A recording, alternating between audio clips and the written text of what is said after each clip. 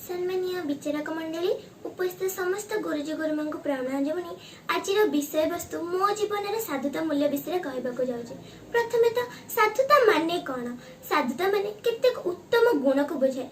से बेसी उत्तम गुण गुड़िक कौन? साधारणतः भाव मिछ न कहवा, चोरी न करवा, नारी को अपमान न दबा, गणहत्या जीव हत्या दूरे रहा, यही सब जिनस हूँ साधुतार गुण।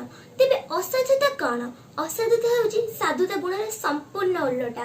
मिछ कहवा, चोरी करवा, नारी को अपमान दबा, गणहत्या जीव हत्या करवा। मात्र दुखर कथा यही कि आम देशर लोक मैंने साधुता गुण को न आपणे असाधुता गुण को आपणाउछन्ति।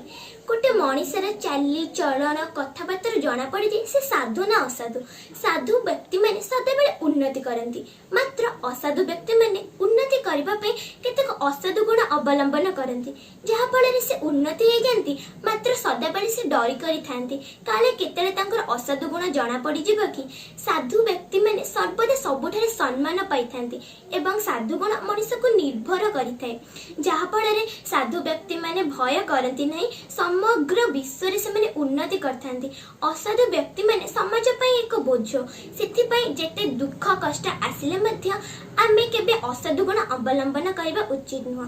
जदि आमे असाधु गुण अवलंबन करबा तेबे अन्य कहार क्षति हेबनी, आमर ही क्षति हेब। साधुता कौनसी वस्तु बा व्यवहार जनित किछि जिंस नुह जहाको आमे किनिबा बिकी परिबा। साधुता एक गुण जहाँकि आमे कौनसी दुकान रे बा कौनसी शॉपिंग मॉल रे मिली परिबा नहीं। एही गुण समस्तक पाखरे न थाए, किछटा लोकक पाखरे थाए, अन्य किछटा लोकक पाखरे न थाए। जो मानक पाखरे एही जिंस सब न थाए से माने एहाको आपणेबा उचित। मात्र आम देशर लोक माने एहाको आपणेबे कोन, एहाको गोड़े आड़े दे असाधु गुण को अवलंबन करती। गोटे छोट छुआटे ता परिवार रु आगे समस्त भल गुण शिखी थाए।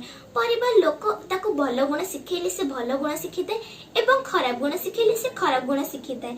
परिवार लोक माने ताको जहा शिखेबे से सेहा ही शिखी थाए। पिलाटीर भविष्य तार परिवार लोकंक ऊपर निर्भर। पिलाटी छोट बेल सत्य कहवा, चोरी न करवा, अन्यर उपकार करवा एवं दया धर्म गुण यही समस्त गुण ता परिवार लोकंक ठारे से शिखी थाए। परे यह विद्यालय पड़ोशी एवं सांग मानक प्रति व्यवहार करते, जहा फल तार व्यवहार आचरण विकास पाई थाए। आम देशर लोक मैंने निज व्यक्तिगत स्वार्थ पई केतेक असाधु गुण अवलंबन करନ୍ତି, निज संपत्ति ठूल करिबारे व्यग्र। यह आम समाज व देश पई एक कलंकित अध्याय, जहा फल आम समाज और देश कलंकित हवा फल आम देश समस्त देश ठारू तलकू हबारे लागिछि। भगवान का सुंदर सृष्टि रे मनुष्य होछि श्रेष्ठ जीव, कारण एहार विचार बुद्धि बल समस्त जिनस पशु मानक ठारू उत्तीर्ण, सेथिपई कि मनुष्य होछि श्रेष्ठ जीव। ए अमृत से होछि अमृतर संतान, सेथिपई तार चिंताधारा महान। मनुष्य समस्त पशु जीव मानक ठारू तार हृदय अच्छी, सेथिपई कि मनुष्यर चिंताधारा महान। किंतु केतेक मनुष्य अमृत चिंतार नायक नुहंती, से माने ए सुंदर समाज रे विष ढाली थांती। ए सुंदर समाज रे विष ढालिबा द्वारा समाज विपन्न होछि। केतेक लोक मद्यपान करिक निजर विचार शक्ति हरे केतेक कुकार्य करि बसंती, जहा फल रे समाजर अनेक गुडे क्षति होइथाय। केतेक लोक मद्यपान करी रास्ता रे गाड़ी चलाइला बेले निजर ए अन्य निरीह लोक मानक मृत्युर कारण होइथाय। जदि आमे माने मद न पीबा तेबे समाजर अधिक उन्नति हबा। ओ अन्य केतेक लोक ट्रैफिक नियम न मानि, गाड़ी लाइसेंस न रखी, हेलमेट न पिंधि, फोन में कथबार्ता है गाड़ी चलाउछन्ति। गाड़ी चलाइबा समय अन्य मनस्क होउछन्ति, जहा फल निजर क्षति होछि एवं अन्य मानकर मध्ये क्षति होछि। सेमान यदि ट्रैफिक नियम मानि चलन्ते निजर समस्त उन्नति हबा संगे संगे अन्य लोक मानकर कोनोसी क्षति होंता नै। एभली छोट छोट जिनिस यदि आमे माने मानन्ते तेबे आम देश उन्नति होंता। आम देश उन्नति हबा संगे संगे आम देश दिने ना दिने पृथ्वी मुख्य द्वार रे पहुंची था।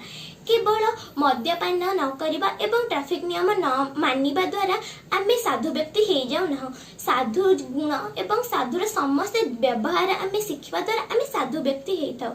फल आमे मध्य उन्नति करिबा, आम देश एवं समाज मध्य उन्नति करिबा। शेषरे मु एति कहबे जे साधुता एक सुगुण। साधुता समस्त कार्य मनुष्य को बुद्धि बल जोगाई थाए। साधुता ज्ञान पुस्तकर प्रथम ଅପୁଷ୍ଟା। ସେଥିପାଇଁ କି ଆମେ ସାଧୁ ଗୁଣ ଅବଲମ୍ବନ କରିବା ଉଚିତ। ଏତିକି କହି ମୋ ବକ୍ତବ୍ୟ ଶେଷ କରୁଛି। ଜୟ ହିନ୍ଦ।